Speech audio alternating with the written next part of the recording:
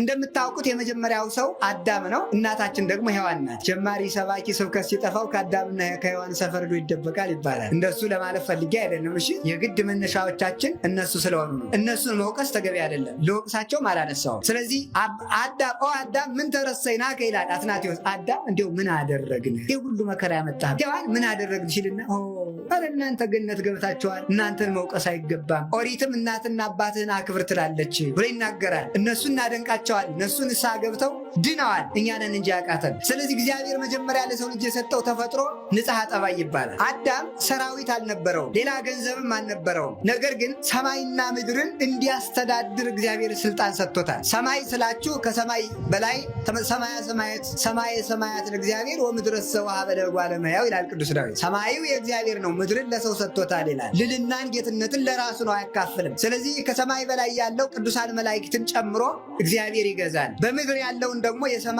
ወፍን፣ የምድር አራዊትን፣ እፀውን ወይም እፅዋቱን፣ አዝሪቱን፣ አትክልቱን፣ ምድርን በጠቅላላ ባሕሩን፣ ነፋሱን፣ እነዚህን ሁሉ ደመናውን፣ ፀሐይ፣ ጨረቃ፣ ከዋክብቱን አዳም በእግዚአብሔር ቸርነት እንዲገዛቸው ስልጣን ሰጥቶታል። አዳም ፀሐይን ለማስተዳደር የሚልከው ሰራዊት አልነበረውም። አዳም የአንበሳን መንጋጋ ለመለጎም ልጓም አልነበረውም። አዳም ጅብን ለመከላከል ሰይፍ አልነበረው፣ ወይም ደግሞ ጦር አልነበረው፣ ወይም ዝናር አልታጠቀም፣ ወይም የሰለጠነ ሰራዊት የለው። ለአዳም ዋሻ አልነበረው፣ ለአዳም ምሽግ አልነበረው። አዳም ሰማይና ምድርን ግን ይገዛ ነበር። አዳም ወፍን ይገዛ ነበር። አዳም ክንፍ የለውም፣ ንስርን ግን ይገዛው ነበረ። አዳም ክንፍ የለውም፣ ርግብን ይገዛት ነበረ። የሰማይ ወፎችን ይገዛል። አዳም ምድራዊ ነው፣ ፀሐይ፣ ጨረቃ፣ ከዋክብትን ያስተዳድራል። አዳም አፈር ነው፣ ሰማዩን ያስተዳድረዋል። አዳም ትቢያ ነው፣ ደመናውን ይገዛዋል። አዳም ካፈር የተፈጠረ ነው፣ መብረቁን ይገዛል። ይህንን እንዲያስተዳድርበት የተሰጠው ስልጣን ምን ይባላል? ንጽሐ ጠባይ ይባላል።